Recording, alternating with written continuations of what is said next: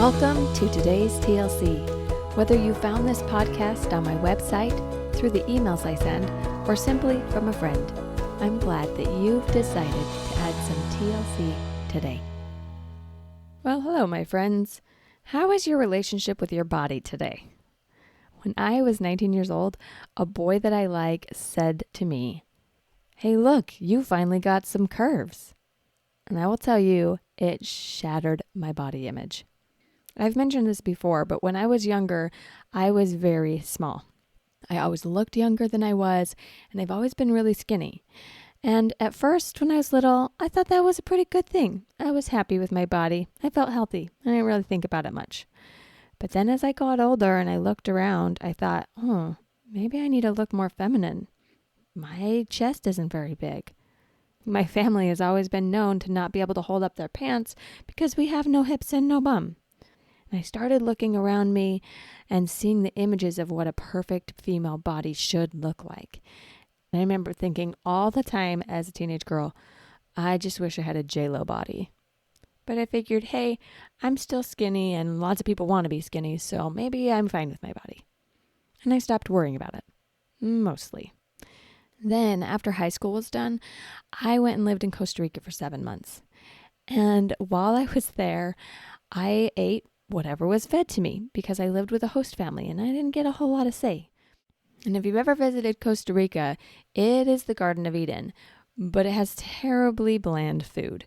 They put so much oil on everything, and it's very full of carbs. Lots of beans, lots of rice, lots of bread, tons of carbs, tons of oil. And I noticed that my hips started feeling a little bit bigger, and I felt a little muffin toppy. But when you're an American in a foreign country, you tend to get a lot of attention, whether you want it or not. Because, I was very blonde at the time, and my skin was a lot lighter, so I stuck out like a sore thumb.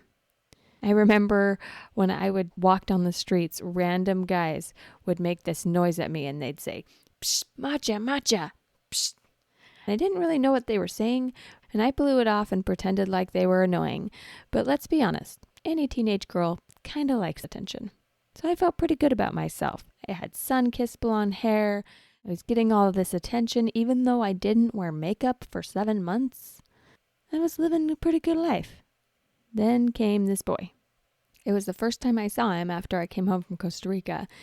And he very clearly reminded me that I was back in the States. I was not special. I should probably put makeup on, and I needed curves to be beautiful. It was also the time that I was going to start college soon. So I started feeling very self-conscious because, one of the reasons I was going to college was to find a husband. And now I was conflicted. What should my body look like? This guy was telling me that these curves were a good thing, but the way I had been eating was not healthy for me. And I had to make a decision. Do I get healthy or do I keep the curves?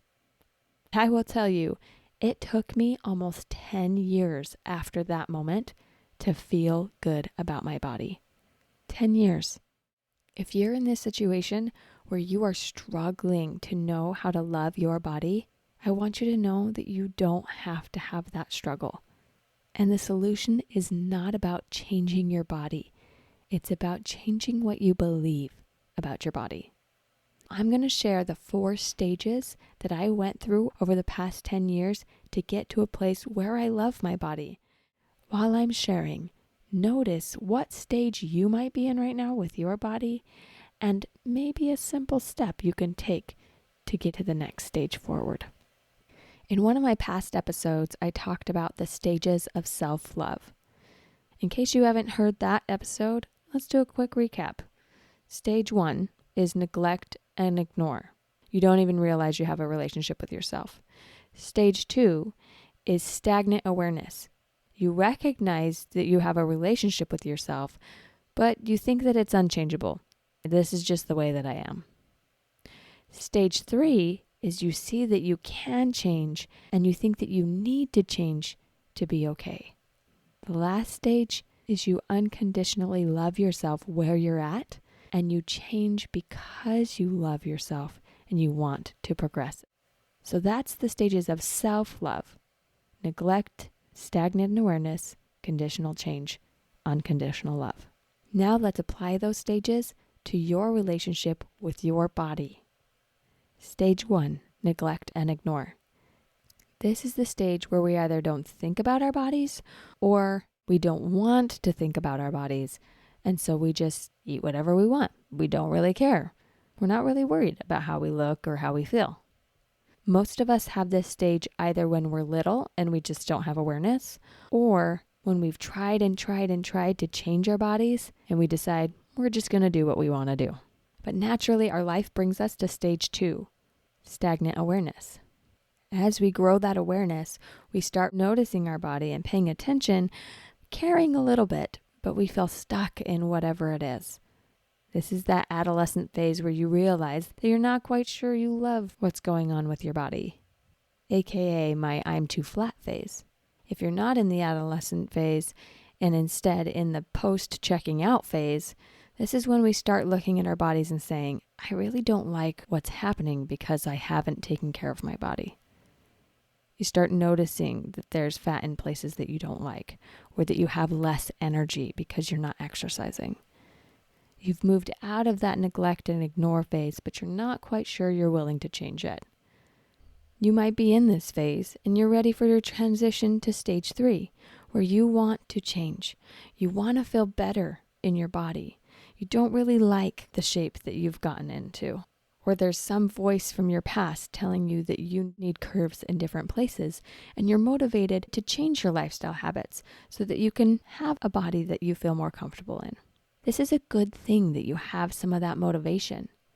But the problem here in this stage is that our focus is usually unrealistic and motivated by something outside of ourselves. That perfect image that we want to look like, or that negative comment that haunts us a little. The reason why so many people go up and down with diets and exercise, and they bounce through the extremes of all or nothing, is because they finally get that motivation for change, but they don't realize that the relationship with their body is still suffering. That's the secret sauce. To get to stage 4, unconditional love, you have to work on loving your body where you're at first. You cannot hate yourself into being different. It's not motivating. Our feelings are what drive our actions. And if we're constantly telling ourselves our bodies are not good enough, or we have to be like somebody else, willpower will drive us through part of it, but then we will burn out. And you deserve to love your body, to live in a way that's healthy and beautiful and authentic to you. When's the last time you thought about your natural beauty? Is your goal to look like somebody else or avoid looking a certain way? Or is your goal to feel good in your skin? When you look in the mirror, what do you see? Are you ignoring or neglecting to look at yourself? Do you feel stuck a certain way, hating your body? Are you trying to force change so that you can feel beautiful, like you're enough? Or are you treating your body like it's your best friend, like you have your own back and take care of yourself? And even when you mess up, you're there to help you out. Your body is amazing. Amazing. It does so many things for you. And it's okay if it doesn't look perfect. You can love your body right where it's at. The goal is to be aware of your relationship with your body. Be honest with what you want to change, but change out of love for you, not because you need to change to feel loved.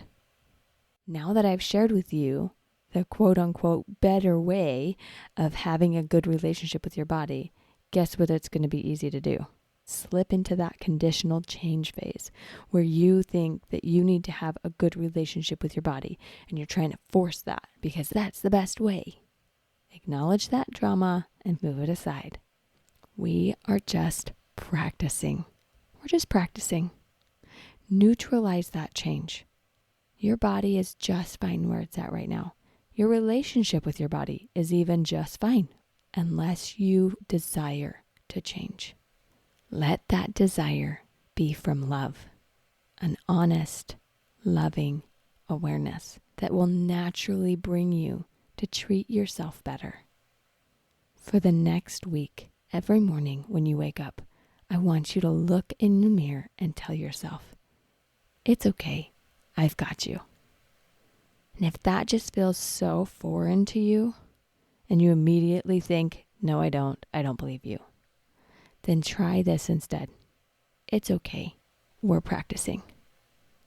These 2 sentences will naturally bring you to stage 4, unconditional love. It's okay, we are practicing. And it's okay, I've got you. The opinion that matters most is your opinion of you. What do you believe about your body? Let's create that belief on purpose. We can do this, my friends. You deserve to thrive in a body that you love. Life after therapy can be simple. Come learn how to think light, feel light, and live light at thelightcoach.com. I offer 5 free discovery sessions each week, and one of them is for you. Together, let's discover the joy that's possible in life after therapy.